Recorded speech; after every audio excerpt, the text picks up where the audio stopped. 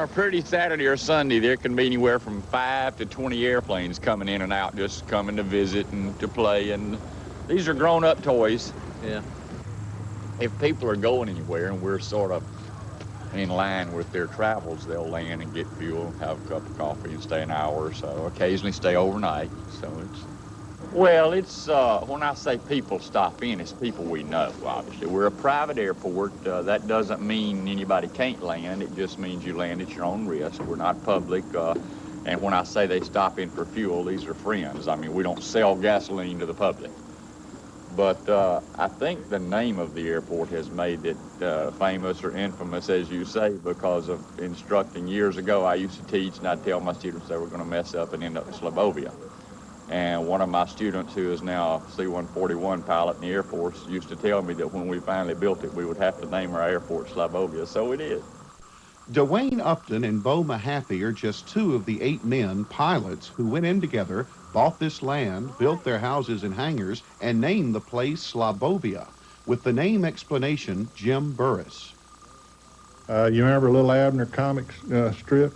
Okay, they had the lower Slobovians. These were the people that lived in a frigid ice mass, nothing. They had no beauty in their lives, nothing.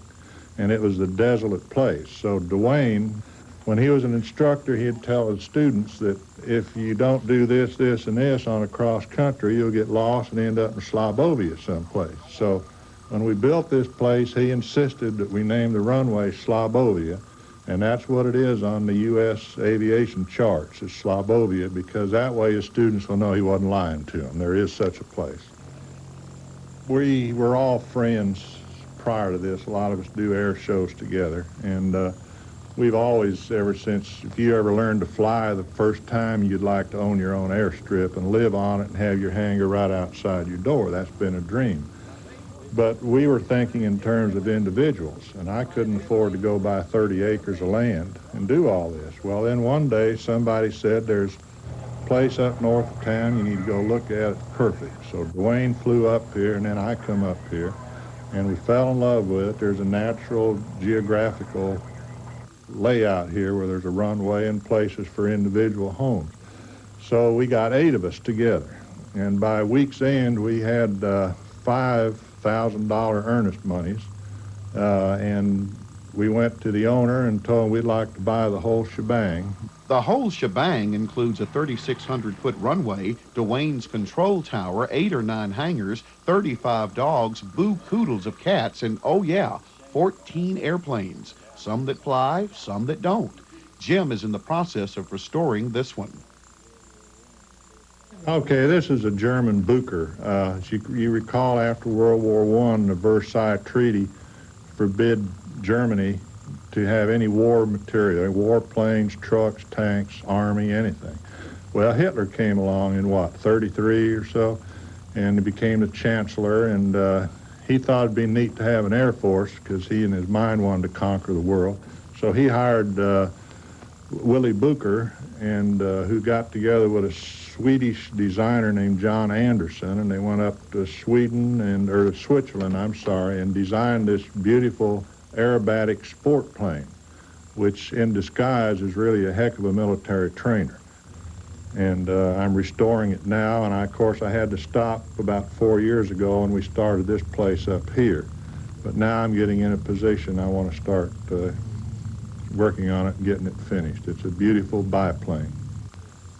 Snipe, it's a Messerschmitt built and designed by Raoul Messier, a French-Canadian who ran away from home when he was 16, ended up in the Philippines, designed the airplane for a trainer for a flying school he had. In 1937, 1938, it flew for the first time. And he learned the Japanese were coming, so he left. And he took the parts of this one out here with him, and the blueprints and all the manuals. Raoul crashed the airplane in a potato patch in Midland, Texas in 1982, and come to me and wanted to know if I'd rebuild it for him. He was at that time in Navy retirement home at Gulfport. So I rebuilt it, finished it in '85.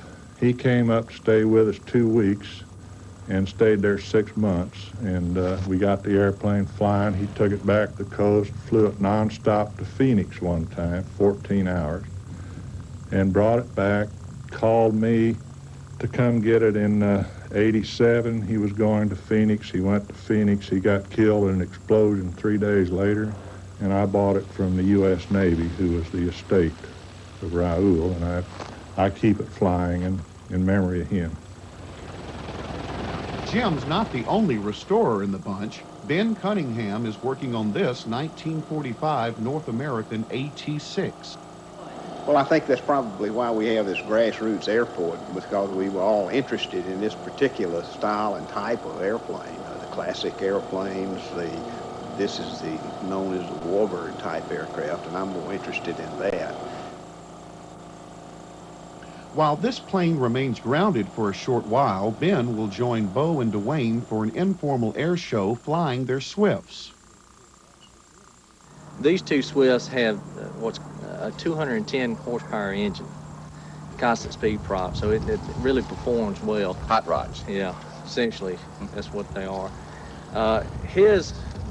Dwayne's the red and black one here, essentially the configuration you see in the hatch area is pretty well stock. The airplane that I fly, I've had a modification to mine where it's a sliding canopy, more like a fighter plane. It really improves the looks of the airplane, adds a little bit of speed to it also. Visibility. Yeah, it's really fantastic flying. Aerobatics, it's a nice, smooth plane to fly aerobatics in. It's a good plane to fly formation in, too.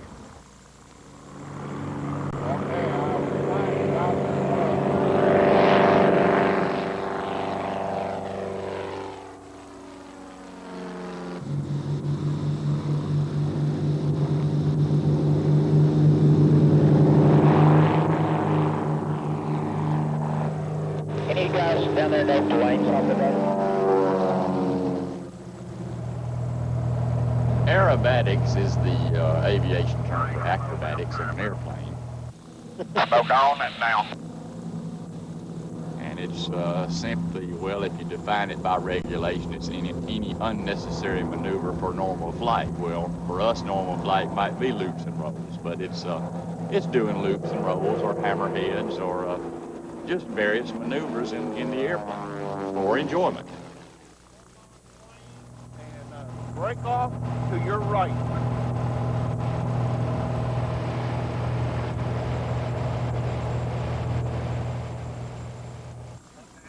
And of course there's competition, but we don't do that. I guess we're the 90s barnstormers. We enjoy it just for fun. Just be cool about that car. Stay on a little bit further out, Dwayne, and just see if you can slow down a little bit.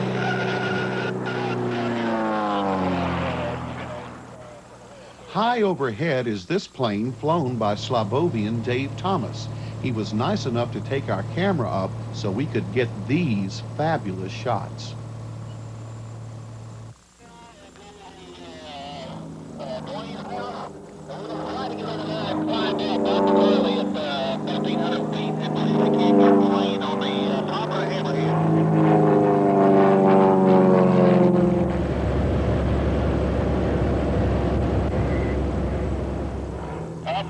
Up, and kick.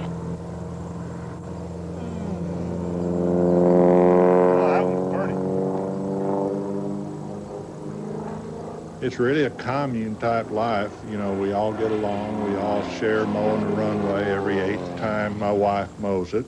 She loves to mow, yeah. And we all get together. People marvel at how we get together so well and get along, and it's because we have a common interest beside this place. We can get together. If we start arguing, we can start talking about an airplane, and then the argument's done with. But it's a beautiful thing. It's kind of like a commune, and it costs a lot of money.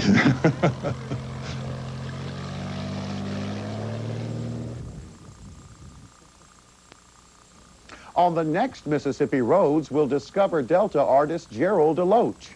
We'll show you the extensive beer can collection of Warren Fuller, and we'll go visit with the elephants at the Jackson Zoo. So join us. I'm Jack Stevens. For all of us here at Mississippi Roads, we thank you for watching and hope you enjoyed the show.